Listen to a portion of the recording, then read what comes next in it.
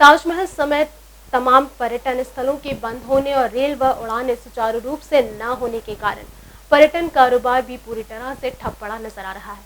आलम है कि अगले कुछ महीनों बाद शुरू होने वाले शादियों के सीजन को लेकर भी अभी तक बुकिंग प्रारंभ नहीं हो सकी है।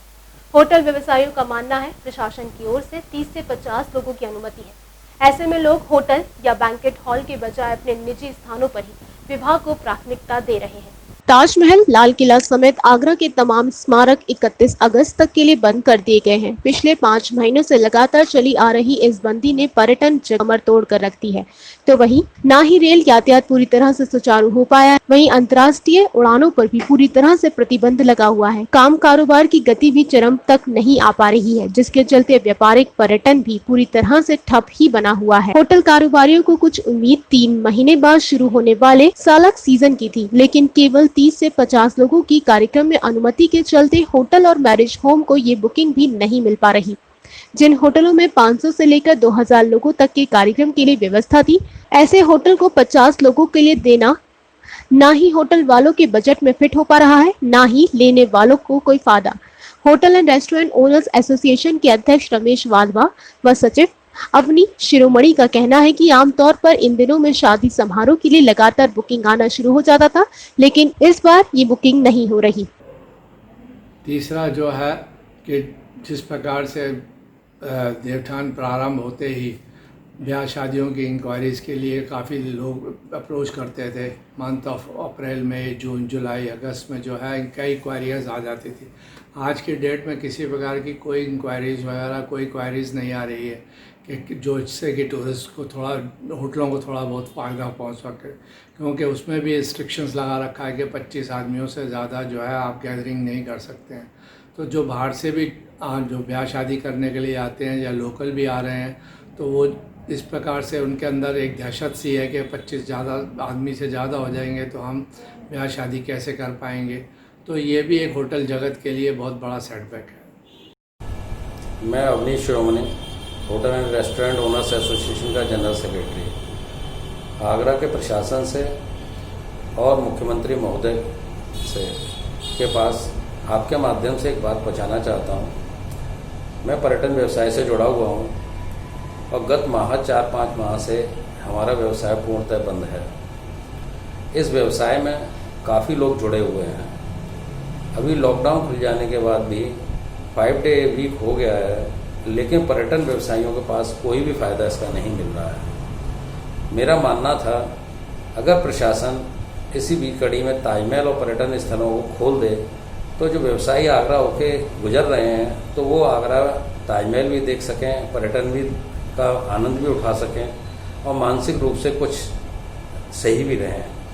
उससे एक फ़ायदा यह भी होगा कि आगरा का जो पर्यटन व्यवसाय है, होटलियर हैं, रेस्टोरेंट्स हैं, कुछ फल फूलने लगेंगे और व्यवसाय में भी आगे धीरे धीरे करके निरंतर वृद्धि होगी।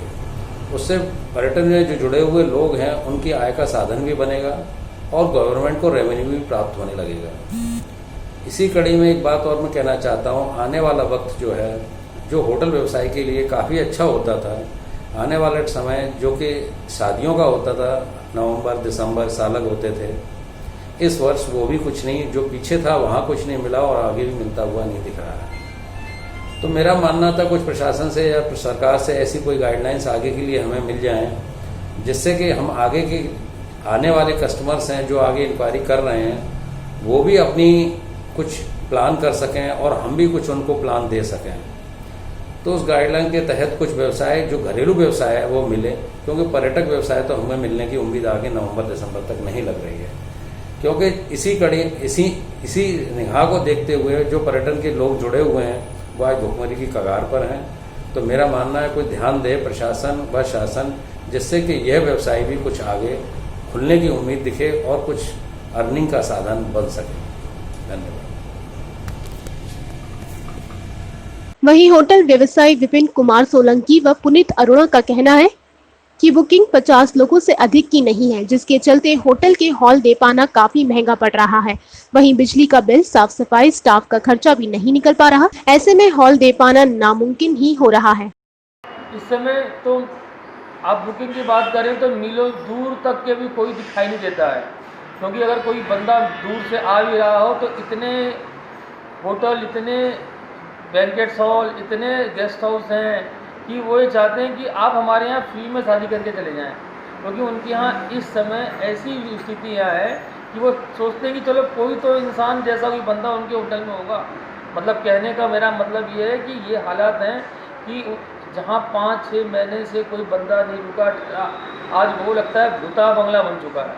और शादी समारोह और ये सब चीज़ें आजकल कोई भी बंदा इंक्वायरी तक पूछे नहीं आता है कि आपके यहाँ बजट है या नहीं है। सर, इस समय शादियों के सीज़न की बात करें तो किस तरह की क्वेरीज और बुकिंग वगैरह आ रही हैं? ये छोटी छोटी क्वेरीज आ रही हैं 50-50 आदमियों की, और वो जो क्वेरीज आ रही हैं उसमें हम लोगों का कोई बहुत बड़ा बेनिफिट तो है नहीं, तो इसलिए हम लोग अवॉइड ही कर रहे हैं इनको भी।